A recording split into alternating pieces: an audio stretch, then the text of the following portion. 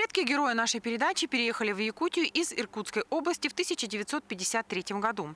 Обосновались в Алекминском районе, прожили там всю жизнь. Там родился и Сергей. Он первый из всей семьи решил переехать из родного села Мача, тоже в Якутию, но уже в Ленск. Здесь, по мнению молодого человека, больше перспективы для развития и учебы. 33-летний Сергей Кириллов уже более 10 лет, не покладая рук, трудится в детских садах Ленска простым воспитателем. Опровергая все стереотипы, он доказал, что нянчиться с малышами не только женское дело. Родился и вырос Сергей в Алекминском районе, в селе Мача. Рос мальчик в большой и дружной семье. У родителей нашего героя 6 детей, 3 дочки и 3 сына. Сергей средний, младше него только 2 брата. Мама молодого человека всю жизнь работает социальным работником, папа – дизелистом на местной станции. Учиться пошел Сергей в местную школу. Окончив 9 классов, в 10-й перешел в школу в соседнем селе Чапаево. Родители вспоминают, что Сергей не только хорошо учился, но и проявлял большой интерес к сказкам, театральным постановкам, и ему нравилось привлекать к этому детей, своих братьев и соседских ребят. Но очень любил детей, заниматься. Выдумывал всякие разные игры. Ну, к этой профессии, видать, и пришел, все время играл, что-нибудь придумывал. Закончив успешно 11 классов, Сергей поступил в колледж на педагогический факультет. Но как-то сложилось так, что вот глядя на своих учителей в школе и вообще в школе, мне всегда желание было быть учителем, преподавателем, педагогом. Вот. С работой в детском саду у нас так плотно, вот как сейчас, я сильно не сталкивался, так что это такое, основные тонкости все не знал. Но знал, что это педагогическое образование, тоже работа с детьми. Поэтому решил пройти, начать с основ образования, с самой первой ступени образования, дошкольного образования. Вот. И, конечно, послужило этому, что может быть, то, что рос в большой семье, 3 старших сестры, они все время за нами присматривали, с нами играли и уроки с нами делали. Но все-таки значимую роль в выборе дальнейшей профессии нашего героя сыграла его школьный учитель истории и обществознания. У меня мечта, конечно, была, глядя на своего учителя истории, Елену Васильевну, да, мне хотелось быть учителем истории и обществознания. Всегда мечта у меня такая была, потому что это такой предмет, на котором надо много говорить, много знать, доносить детям правильно в речи, именно научить выступать правильно. Вот такой предмет и такой преподаватель сильный попался, учитель, поэтому желание такое возникло. Педагог Сергея, Елена Васильевна, характеризует его как целеустремленного, доброго и отзывчивого человека. Именно таким должен быть педагог, который станет примером как его воспитанникам в детском саду, так и ученикам в школе и студентам в университете. Он был очень дисциплинированным учеником. Несмотря на то, там бывают всякие ситуации, заболели кто-то там, морозы, все, но он никогда не пропускал занятия. Он всегда приходил, он любил учиться. Но мы его все обожали за его артистичность. Он у нас в школе был вот настолько выручаловкой, как говорят, палочка-выручалочка на всех мероприятиях. И был великолепным Дедом Морозом. И вот эта его артистичность, которую я в нем подметила, да, я и сказала ему, посоветовала, или идти в театральную студию, или же идти в педагогику. Поскольку у нас педагогики мужчин мало, и давай выбор делай сам. И вот он прислушался, и когда закончил 11 классов, видимо, решил все-таки пойти в педагогику. Поэтому он поступил в педучилище и получил образование вот дошкольного воспитателя. Но он очень человек целенаправленный, он продолжает обучаться. И он сейчас в Новосибирске учится в вузе и получает высшее образование. Поэтому вот он молодец, он человек целеустремленный. А вообще по характеру он очень добрый, очень отзывчивый, всем помогает. Вот на прежней работе все воспитатели, у кого муж в вахте уехал, кто куда, он идет всем, кому шкафы собирать, кому там что-то. Очень хороший человек. Я думаю, что педагог хороший, потому что для педагога важно быть где-то артистом. Надо суметь увлечь детей, заинтересовать. Это у него получается. До того, как Сергей попробовал себя в роли воспитателя, он 2 года проработал в своей родной школе учителем физкультуры, совмещая с классным руководством у 8-9 классов. Проработав некоторое время в своем родном селе, молодой человек решает переехать в Ленск. В город Ленск я решил переехать, глядя на своих родственников, земляков. Вот. Они сюда переехали, в город Ленск, и учительница моя вот по истории обществознания вышла тут на работу, да. И по слухам, так как я с ними разговаривал, что тут можно очень получить образование, да, большой опыт у Ленского района в дошкольном образовании, да. И я пришел в такой большой, хороший детский сад, в котором были и логопедические группы, и коррекционные направленности группы, да, что и такие воспитатели с большим стажем работы, и логопеды, у которых можно было чему-то научиться. А в поселок все-таки на селе группы смешанные, разновозрастной детский сад получается, да. И один воспитатель, 2 воспитателя работает и за музыкального руководителя, и за физинструктора, и за воспитателя, да. Работа совершенно другая. А здесь и логопеды, и дефектологи, и физинструкторы, и музыкальный руководитель, люди с большим стажем, большим опытом. А я всегда придерживался такого мнения, что человек, вот даже если мы закончим 10 высших образований, если у нас не будет практики, тогда мы не будем хорошими специалистами. А где взять практику? У кого? Из книг, из учебников, из интернета такой информации, такого клада не найдешь, как от тех, которые отработали уже 20, 30, и то есть 40 и 50 лет в дошкольном образовании. Перебравшись в Ленск, герой нашей передачи устроился воспитателем в детский сад «Сказка». Перед трудоустройством Сергея заведующая тщательно изучила его портфолио и сказала, что возьмет его на работу, если он даст ей обещание учиться дальше. Вы готовы учиться дальше?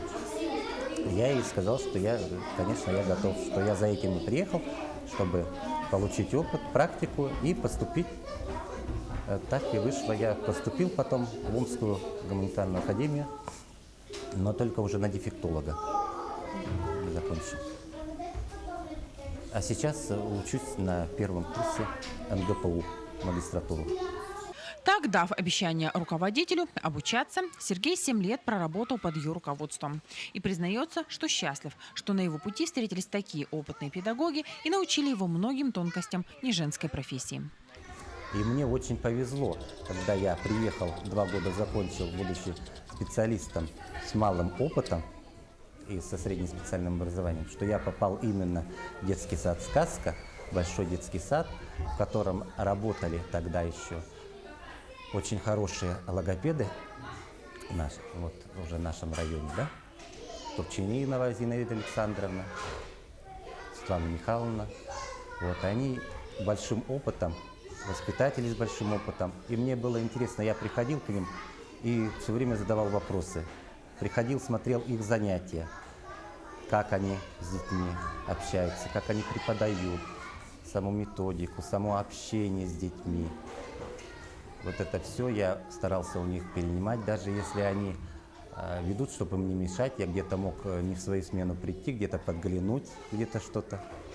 Вот. И для меня это было очень большим плюсом, что вот я попал вместе работать с такими высокими, я бы сказал, высокими специалистами. Мужчина-воспитатель даже в нашем современном обществе явление редкое, поэтому многие относятся к ним настороженно. Сергей вспоминает, что даже работая в родном селе, где вырос, к нему подозрительно относились все сельчане. Когда я приехал работать в детский сад, я же вырос в этом селе, меня все знали, все. И то смотрели как-то с каким-то таким выражением лица, с таким недовольством, с таким нежеланием. Вот. И здесь тоже первоначально, когда я приехал сюда работать, тоже были такие косые взгляды. Даже было такое, что интересно, что у меня забирали и приводили детей в основном папы, а мамы реже.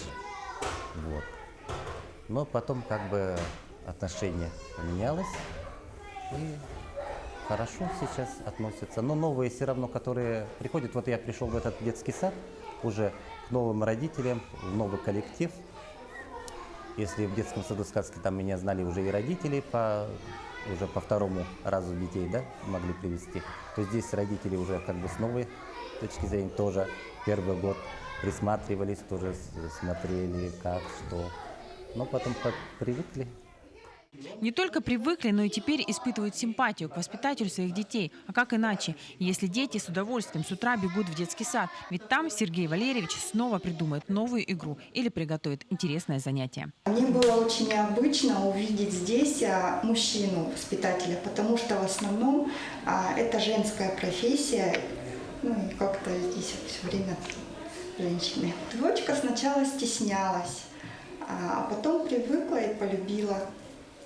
Сергей добр, уравновешен и прекрасно ладит с детьми. Говорит он тихо, никогда не кричит. Дети понимают его по взгляду и тембру голоса. Сложно, но важно, по словам воспитателя, наладить дисциплину и заслужить авторитет, без криков и жестких мер. Здесь университетская теория не слишком пригодится, поможет только ежедневная практика. Нас всегда учили, что ребенок должен слышать интонацию именно педагога, интонацию. Где-то мы разговариваем спокойно, где-то надо интонацию сделать построже. Но не кричать, не повышать до крика, потому что крик дети совсем не воспринимают никак. И начинают шуметь еще больше. А интонацию. Вот я тоже у своих стажистов, у воспитателей все время прислушивался, как они... Когда работал с Мариной Альбертовной Гристовой, она тоже все время мне говорила, что смотри за тем, как ты разговариваешь с детьми. Ты им не приятель, ты им не друг, не товарищ, не ровесник. Ты педагог, ты воспитатель. Поэтому следи за своей интонацией, как ты с ними говоришь, как ты к ним обращаешься. Еще такое она мне всегда говорила, что если что-то ты пообещал детям, ты должен это выполнить и сделать. Не обещай никогда детям того, что ты не сможешь им дать. Наставлений своих учителей Сергей придерживается и уже на практике убедился, что все они действуют. Герой нашего репортажа признается, что профессия не из легких, тем более для мужчины. Со сложностями сталкивается часто, но преодолевает их с интересом. Ведь именно так учишься и узнаешь больше. Я заметил, что в основном в семьях, вот когда дети приходят, у них авторитет почему-то большинство занимает сейчас мама. Да?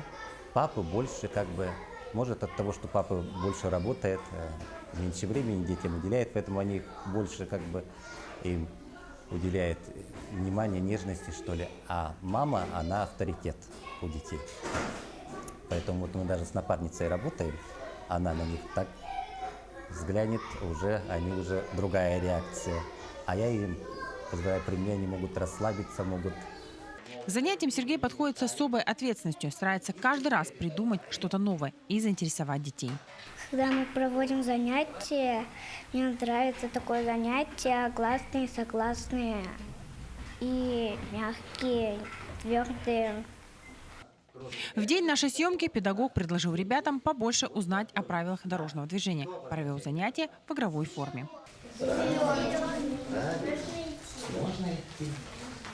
Можно переходить? Да,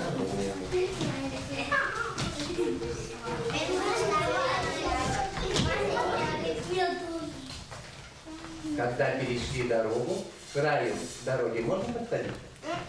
Нет.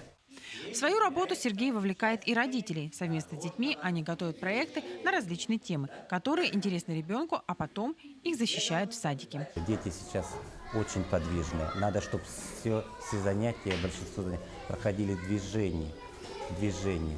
Чтобы дети как можно меньше сидели, чтобы они двигались, общались, говорили, чтобы все это проходило в движении. Потому что дети сейчас, в наше время, очень подвижные и современные. Они сейчас все знают хорошо интернет, хорошо знают телефон, даже могут разобраться лучше чем мы. Поэтому надо спрашивать, интересоваться у детей. Возможно, кто-то коллекционирует что-то дома, да? Кто-то держит, допустим, собачку любит, кто-то кошечек любит, кто-то открытки собирает, да, коллекционирует. Кто-то держит улиток, и мы все время, вот когда мы с детьми делаем, выходим с каким-то либо проектом, чтобы ребенок сам рассказал, составил совместно, конечно, мы помогаем родителям презентацию своего проекта. То у нас одна девочка, она у нас про улиток своих рассказывала. И они друг другу рассказывают, друг другом меняются опытом. Очень важна в детском саду работа слажена воспитателя с родителями. Они являются первостепенными помощниками нашими. Мне за мою вот, работу, да, за 11 год уже работы, мне всегда везло с родителями.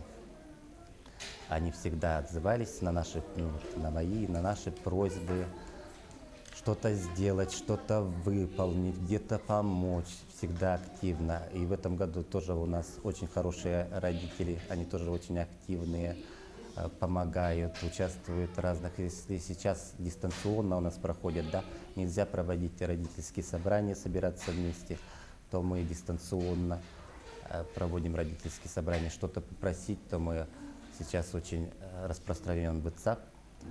Попросим просьбу их, например, изготовить какие-нибудь поделки нам совместно с детьми.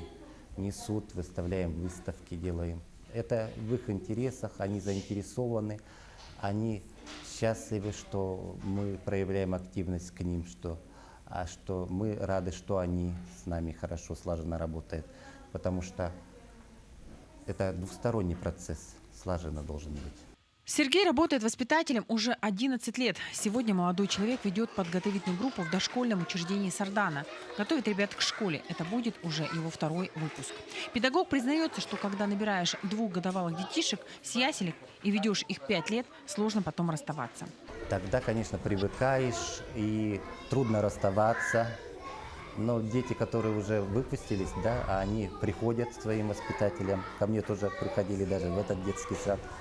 Они всегда встречают, они всегда здороваются, всегда спрашивают. Некоторые даже бегут обниматься, соскучились, рассказывают, как они учатся в школе. Вот. Это всегда, конечно, приятно. Всегда вспоминаешь всех своих детей и сравниваешь, как дети, какие были, какие сейчас. Но всегда получается, что дети, они всегда одинаковые. Я выпустил одну группу в детском саду «Сказка». Тоже хорошая напарница мне попалась. И я всегда говорил, что результат, когда мы выпускаем свою группу, это результат работы не одного воспитателя, не одного человека, это результат командной работы. То есть это результат, как работают слаженно два воспитателя вместе, как работают помощники воспитателя на этой группе. От помощников воспитателя тоже многое зависит, потому что культурно-гигиенические навыки они прививают, их речь дети слышат и тоже копируют, да? Музыкальный руководитель много вклада делает, физинструктор много вклада, большой вклад делает. Если есть логопед, тоже большой вклад. Это слаженная работа, работа в команде. Конечно, хороший выпуск – это результат слаженной работы, но основная часть ее, как ни крути, ложится именно на воспитателя. Сергей, по мнению коллег, опытный педагог, а главное, его очень любят дети. Вот уже второй год работаем. Ну, хорошо, мне устраивает. Человек ответственный, доброжелательный. Родители к нему с пониманием относятся. Дети его очень любят. Может быть, кому-то даже из детей мужского внимания не достают, да? А он как отец для них. Хорошо, дети положительно относятся к ним. Свою профессию герой нашего репортажа очень любит и связывает свою жизнь только с педагогикой. Сегодня молодой человек поступил в Новосибирский государственный университет и учится заочно. Признается, что в мечтах пройти все ступени в педагогике и стать учителем обществознания и истории в университете. Как говорят, плох тот солдат, который не мечтает быть генералом. Поэтому и сидеть на одном месте все время, это не я люблю свою профессию, люблю свою работу, я набираюсь опыта. Но со временем, конечно же, надо идти вперед, идти дальше, познавать новое. Когда я учился, когда я поступал вообще, когда был еще я только студентом, я себе говорил, что я должен пройти все ступени образования. То есть это начиная с первой ступени дошкольного образования и заканчивая, там, допустим, преподавателем в колледже или в институте. То есть это воспитатель, это учитель, это преподаватель. Вот. Тем более, что вот когда у нас были студенты, учились в детском саду «Сказка», да, они обращались. Я был даже наставником, педагогом-наставником. Молодых педагогов сегодня хорошо поддерживает районная администрация. Оказывается, поддержка в виде подъемных и выделяется жильем. Сергею, как молодому специалисту, 3 года назад предоставили однокомнатную квартиру в центре города. Молодой человек признается, ему вполне достаточно. Порадовало Сергея и то, что в квартире проведен хороший косметический ремонт, поэтому можно было сразу заезжать и обустраиваться. Конечно, трудно было, приехав сюда, не имея жилья, не имея денежных средств на то, чтобы как-то купить, приобрести самому жилье. Снимал квартиры за 12, за 15 тысяч ежемесячно вот, в разных местах города, потому что приходилось, когда уезжать в отпуск домой в деревню, приходилось потом приезжать и заново искать жилье, заново снимать квартиру. Естественно, это было очень неудобно. Когда я зашел и открыл ключами дверь, конечно, была большая радость. Квартира ухоженная, сделан хороший косметический ремонт. Заходи просто и живи. И теперь что радует, что можно теперь приобретать для своего жилья какую-то мебель, бытовую технику, что-то как-то по-своему, на свой вкус и лад обставлять. Помогали молодому человеку с переездом его коллеги. Они же хлопотали с выделением Сергею квартиры, писали письма в администрацию, напоминали о том, что работник их нуждается в жилье. И, признаются, надеялись, что все у них получится. И столько времени он у нас, как говорится, скитался по квартирам. Везде это все сильно переживали за него, потому что куда идет парень, как живет, как... Потому что люди разные по соседям. Но мы довольны. Вот, спасибо главе, что он нас услышал. Спасибо за то, что он помог так быстренько нам его оформить. Вообще мы благодарны. Несмотря на то, что Сергей большую часть времени проводит на работе, у него остается время и на любимые увлечения. Как уже говорилось в начале передачи, молодой человек с детства очень любил ставить спектакли. О его артистичности говорят и педагог, и родители. Поэтому неудивительно, что сегодня он участник театральной студии при воскресной школе. Моя госпожа, хан Бату просил еще передать тебе, что едут они за ярлыками на княжение. Князей полно, между собой как собаки землю делят. Продолжай.